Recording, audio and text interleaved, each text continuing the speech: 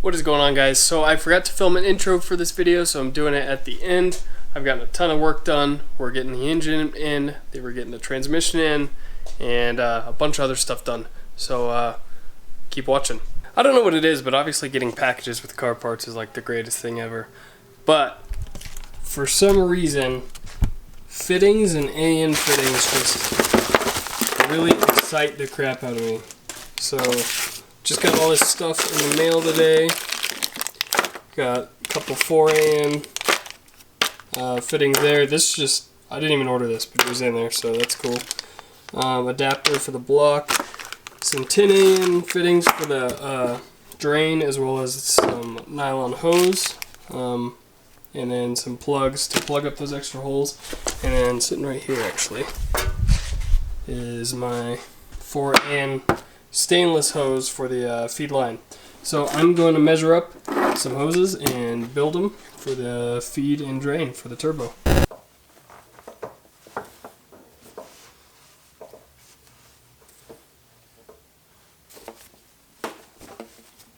It took me a couple of tries. I'm a little bit rusty with AN fittings. I've done them for work, but I've never had them for one of my personal projects, so it's been a minute. And I was cutting them without taping them. So as soon as I put a piece of tape around it and cut it, perfect, nice straight line, went right on.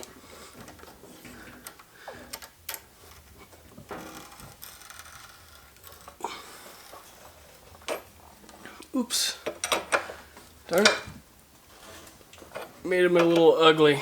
That happens when you don't have the right tools. Alright, there is one completed AN line. My battery died in the middle of the last clip. So that thing's good to go.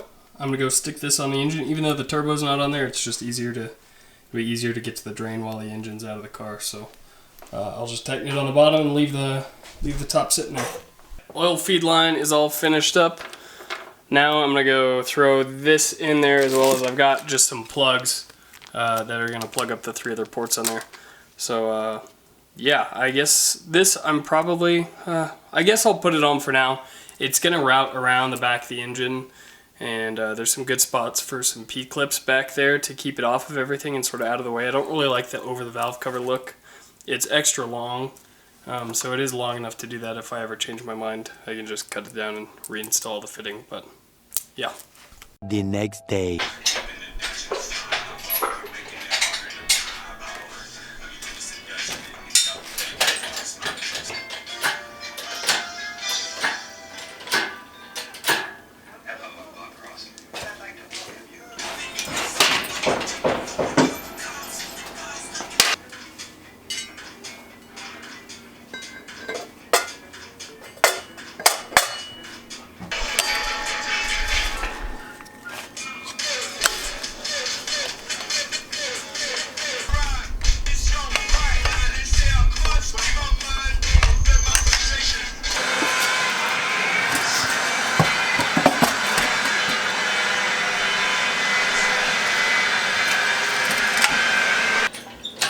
That's simply enough problem to sort out, so my colleague went off on a quest.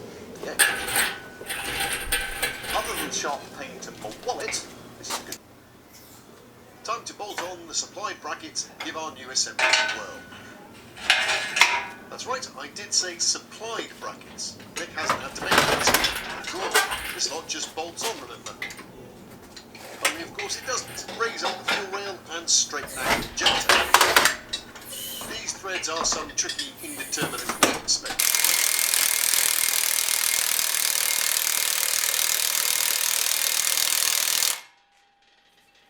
This one is a Ford system we were using on the rally car.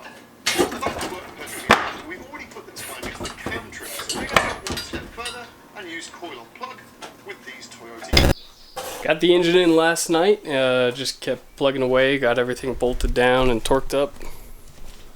Motor mounts are in, and then this morning I ran all the wiring, cleaned that all up. It's going to get reloomed and sort of tucked a little bit nicer, but I just sort of wanted to get it on there to make sure everything ran. Got an oil filter down there now. Everything is plugged in. Absolutely everything except for the MAF sensor that it needs to run. And I just made a quick run to the parts store. Got some oil. Some brake-in oil additive. Some gearbox oil. And a couple other miscellaneous things. Spark plugs. Haven't had spark plugs in here. That's why the wires have been in there, blocking the plugs from getting anything in them. So I'm gonna throw the spark plugs in. I'm gonna throw some oil in there, and I think it's time to crank it. See if I can get this thing to start. Hopefully it does. So I sort of had my head down and just been busting ass on this thing. And as you saw, I got the engine in.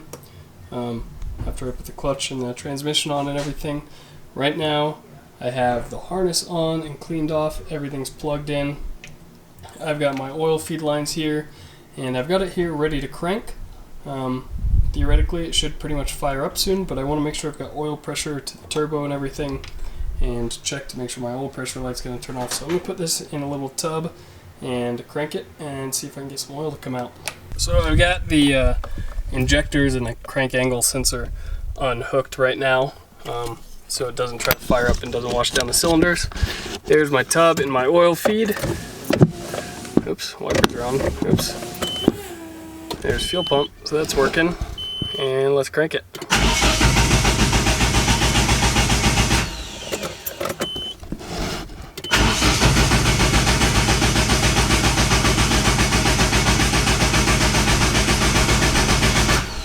Oh, there's oil, and the oil pressure light turned off as well. Check it out.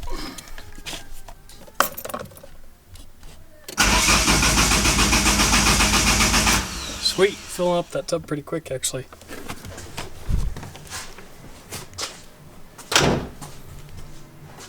Here we go.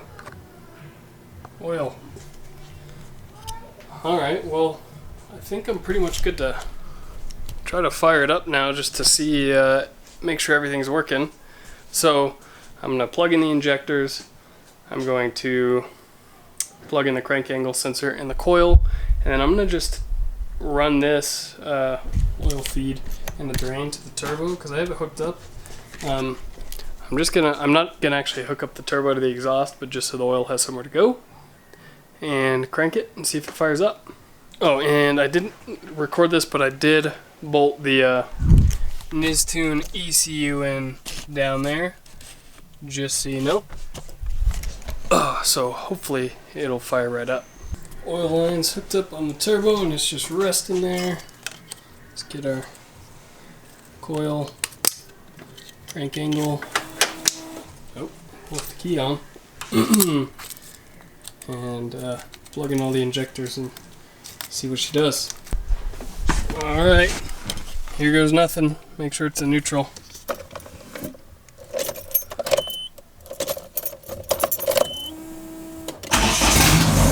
Oh! Wow! No oil light.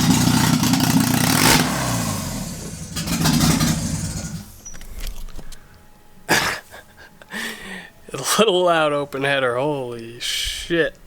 Well, it runs, and apparently it idles with the Nistune ECU.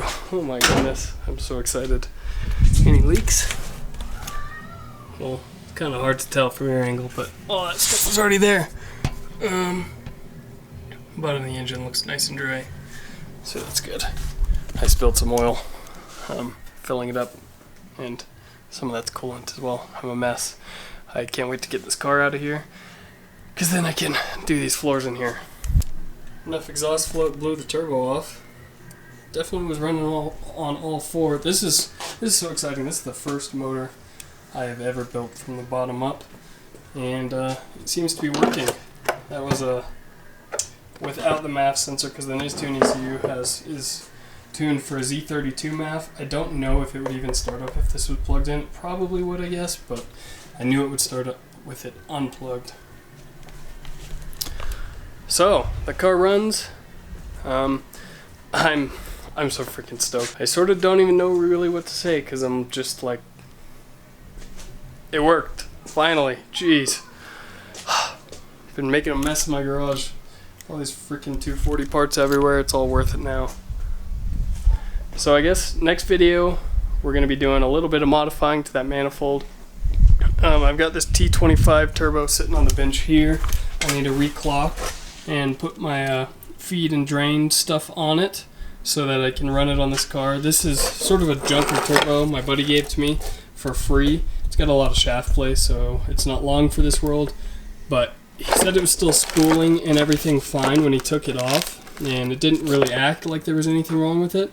He just upgraded and realized it was kind of not happy when he did it. So getting this thing mounted up and getting the downpipe on and the rest of the exhaust on so I can run this thing without pissing off all my neighbors. But make sure you subscribe for all that stuff, and I'll see you in the next one. Peace out.